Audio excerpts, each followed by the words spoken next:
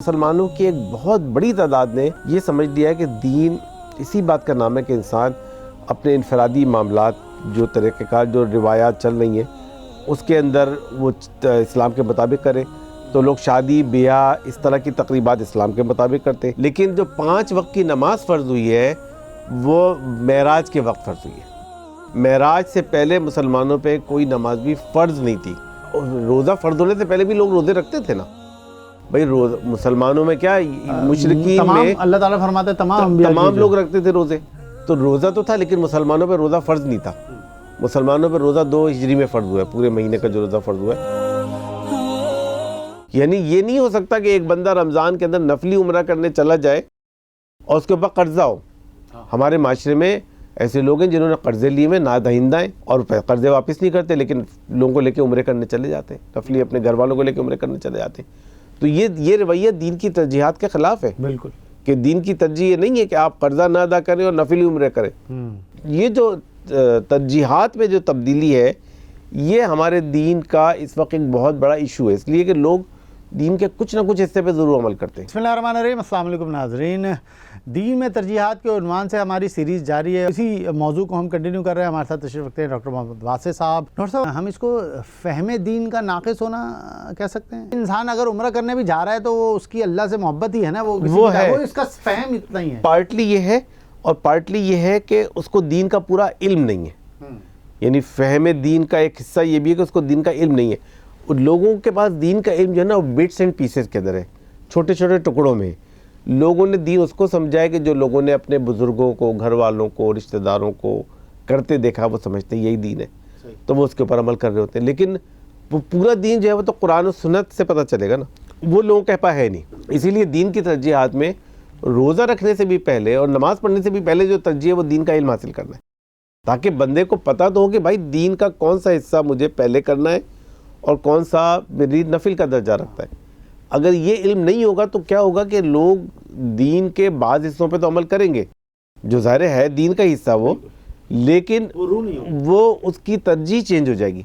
جو چیز فرض کی ادائیگی ہے وہ بندہ نہ کرے اور نفل کام کرتا رہے تو وہ اس کا مقصد ہی حاصل نہیں ہوگا. جیسے قرآن کو سمجھ کے پڑھنا ایک فرض عبادت ہے، بغیر سمجھے پڑھنا نفلی عبادت ہے.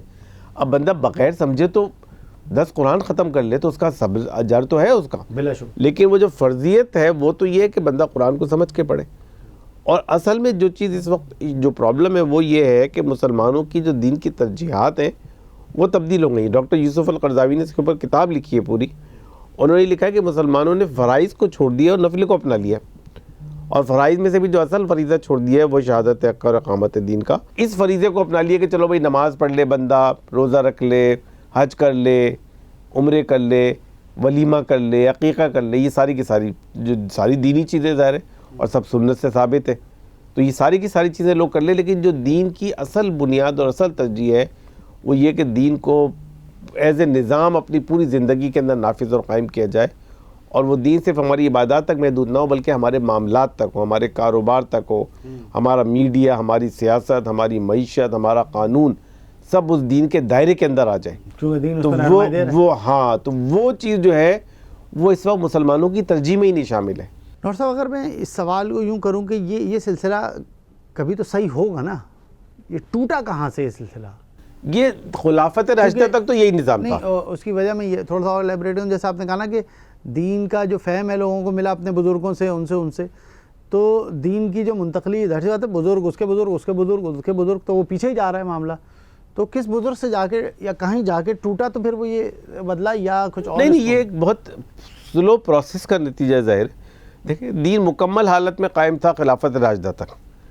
وہ لوگوں کو شعور بھی تھا، فہم بھی تھا، سب کچھ تھا، کیونکہ رسول اللہ صلی اللہ علیہ اور وسلم حضور کے ساتھ دور تھا، صحابہ تھے. لیکن اس کے بعد جب یہ خلافت سے ملوکیت شفٹ ہوئی اور نظام خلافت کے بعد پھر بادشاہت کا نظام شروع ہو گیا تو وہاں سے پھر دین اور دنیا تھوڑے الگ الگ ہو گئے. تو حضرت علی کرم اللہ وجہ تو دین اور دنیا ایک ہی اس کا مرکز تھا اور وہ خلافت تھی. اب اس کے بعد کیا ہوا کہ دین کے وارث علماء بن گئے، جیسے امام ابو حنیفہ تھے، اور بعد میں جو ائمہ آئے وہ دین کے وارث تھے، اور جو بادشاہت تھی وہ خلیفہ تھے اپنے وقت کے جو بھی تھے. وہ دین کے وہ دین لوگ دین کے معاملے میں ان کو نہیں فالو کرتے تھے، دین کے معاملے میں لوگ علماء کو فالو کرتے تھے اور دنیا کے جو نظام مملکت والے معاملات ہیں تو اس پوائنٹ پہ پھر دین کے معاملات اور دنیا کے معاملات الگ الگ ہو گئے. در حقیقت دین اور دنیا کے معاملات الگ الگ نہیں ہیں, لیکن وہاں سے یہ الگ ہونا شروع ہو گئے. اور اس کے بعد ایک صدیوں کے پروسیس کے نتیجے میں چونکہ خلافت اس کے بعد ریوائیو ہی نہیں ہوئی کبھی بھی, شاید کچھ تھوڑا عرصہ تھا حضرت عمر بن عبدالعزیز کا, اس کے علاوہ تو اس کے نتیجے میں پھر یہ ہوا کہ یہ کنسیپٹ ان مسلمانوں میں آتا چلا گیا کہ بھئی دین کا حکمرانی سے اور نظام سلطنت سے اور مملکت سے کوئی تعلق نہیں ہے.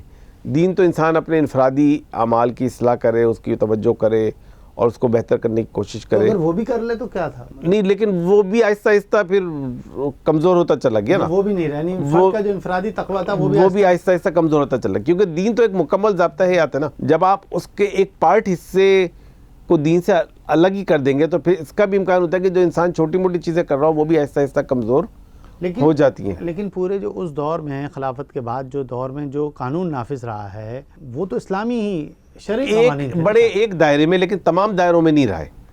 جیسے تمام دائروں میں ایک بڑا دائرہ تو اسلام میں شریعت کا قانون تو یہ خلافت کا کہ جو بیت المال ہوگا وہ خلیفہ و بادشاہ کی ملکیت نہیں ہوگا, وہ تو عوام کی ملکیت ہوگا.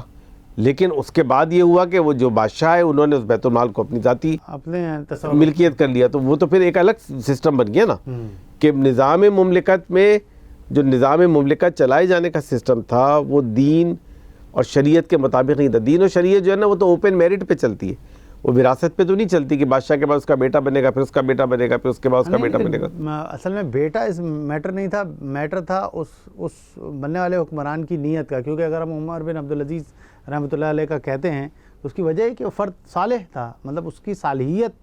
اگر وہی تو اسلام میں حکمران بننے کی جو بنیاد ہے نا وہ اس کی صالحیت ہے, تقوی ہے, اس کی صلاحیت ہے. لیکن اگر کوئی وراثت کی بنیاد پہ حکمرانی چل رہی ہے تو وہ شریعت کی روح کے خلاف ہے اور شریعت کے مزاج کے خلاف ہے.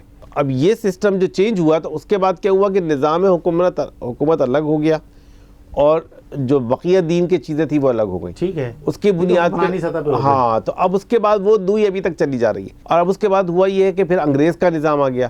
جب غلامی آئی یہاں پہ تو مسلمانوں نے پھر یہی سمجھ لیا کہ اب دین ہمارے لیے بس اتنا ہی ہے کہ ہم نماز پڑھیں, روزہ رکھیں, زکوٰۃ دیں اور حج کریں, اور بقیہ دنیا کے معاملات کا تو اسلام سے تعلق نہیں تھا کیونکہ وہ تو انگریز چلا رہا تھا اور انگریز کا قانون پورے کا پورا چل رہا تھا. تو وہ پھر ہم نے اس کو ایکسیپٹ کر لیا ایز اے قوم کے, شاید دنیا دین اسی کا نام ہے کہ بس ہم یہ اپنے انفرادی معاملات کرتے رہیں اور اجتماعی معاملات میں بھی وہ معاملات کے جس پہ انگریز کو کوئی پرابلم نہیں تھی. تو جیسے نکاح ہو رہا ہے, طلاق ہو رہی ہے, ولیمے ہو رہے ہیں اور جو اس طرح کی تقریبات ہیں وہ ساری ہو رہی ہیں. لیکن جو آپ کا تعلیم کا نظام تھا, آپ کا جو قانون کا نظام تھا, جو آپ کا معاشی نظام تھا, جو فوجداری نظام تھا, وہ سارے کا سارا وہ انگریز کے قانون کے مطابق چلتا رہا. وہ تو بالکل ہی الگ تھا. اور تو وہ مسلمانوں نے اس کو ایکسیپٹ کر لیا اور مسلمان اس نظام کے تحت صدیاں گزر گئیں. وہ سسٹم ابھی بھی چل رہا ہے. تو اب ہوا یہ ہے کہ مسلمانوں کی ایک بہت بڑی تعداد نے یہ سمجھ لیا ہے کہ دین اسی بات کا نام ہے کہ انسان اپنے انفرادی معاملات, جو طریقہ کار, جو روایات چل رہی ہیں اس کے اندر وہ اسلام کے مطابق کرے. تو لوگ شادی بیاہ اس طرح کی تقریبات اسلام کے مطابق کرتے ہیں. لیکن لوگوں نے, ایک بڑی تعداد میں لوگوں نے کاروبار کو اس دین کے مائنس کر دیا کہ بھئی کاروباری معاملات کا اس سے کوئی تعلق نہیں ہے. لوگ یہ کہتے ہیں کہ بھئی ہمارے وہ کاروبار الگ چیز ہے اور یہ ظاہر دینی معاملات الگ چیز ہے. وہاں وہ نہیں کرنے کو تیار ہوتے. تو وہ یہ ایک جو فرق آ گیا ہے وہ یہ آ گیا ہے جو ظاہر خلافت راشدہ کے بعد شروع ہوا تھا اور اب ظاہر 1000 1200 1500 سال گزر. پھر بھی اگر میں کمپیریزن کرنا چاہوں کہ آج سے کوئی 500 سال پہلے, زیادہ نہیں جاتے ہم, 500 سال پہلے, 300 سال پہلے چلے آتے ہیں. 300 سال پہلے کی معاشرت پھر بھی اسلامی تھی آج کے مقابلے میں. وہ اس کی وجہ یہ ہے کہ جو وجہ نہیں, یہ بات تو صحیح یہ ہے اس کی, لیکن اس کی وجہ یہ بھی ہے کہ جو بھی مسلمانوں کے خلیفہ ہوتے تو اس وقت بھی نا, جو عثمانیہ تک خلافت رہی ہے, عثمانیہ کے بعد تو خلافت ختم ہی ہو گئی نا. تو جب تک یہ خلافت رہی ہے تو وہ اس خلافت کا ایک اثر یہ تھا کہ وہ شریعت کے کچھ نہ کچھ احکامات کے اوپر عمل کرتے تھے. وہ خلیفہ اپنے آپ کو ہوتا تھا وہ, نہیں, اور خلیفہ بھی بڑی تعداد میں جو خلفاء تھے, چاہے عثمانیہ کے ہوں, چاہے بنو عباس کے ہوں, چاہے وہ, لیکن وہ ایک بڑی حد تک اسلام اور شریعت کے مطابق عمل کرتے ہیں, اسی لیے وہ خلافت کہلاتی بھی رہی. صرف اگر ہم یہ کہہ لیں بھائی وہ ان کا بیت المال سے تصرف کا معاملہ تھا جس نے معاشرت میں تھوڑا سا اثر ڈالا, اور وہ ظاہر سی بات ہے نہیں، دوسرا جو سب سے بڑا مسئلہ تھا وہ جو دین کی روح کے خلاف ہے وہ تو وراثت والا نظام تھا نا، لیکن کہ وراثت بادشاہ تو کے دیکھیں نا، بعد ملک کا وارث جو ہے، اگر یہ بیٹا بننے کا وہ ہے تو ہم پیغمبروں میں بھی حضرت داؤد علیہ السلام کے بیٹے ان کو نبوت ملی. نہیں نہیں، ایک نبوت بھی حد اگر تک بیٹوں میں جا سکتی ایک ہے. حد تک تو یہ بات صحیح ہے بھائی، ایک نسل ہو جائے، چلو 2 نسل ہو جائے، لیکن 20 نسلیں ایسی گزر جائیں، 15 نسلیں، اگلا ہوتا تھا نا کوئی اور آ کے مار تو دیتا وہ تھا، پھر بن جاتا تھا. وہ سسٹم ہی بن گیا نا. نہیں، پھر وہ تو پھر قتل کر دیتا تھا. وہ آپ الگ خاندان کے، میں الگ کا ہوں، میں نے بغاوت کی، آپ کو مار دیا، آپ میرا خاندان چلے گا. ہاں مجھے نہیں، کسی لیکن نے مار جیسے دیا. بنو عباس تو کئی سو سال رہے، وہ تو ایک ہی خاندان تھا نا.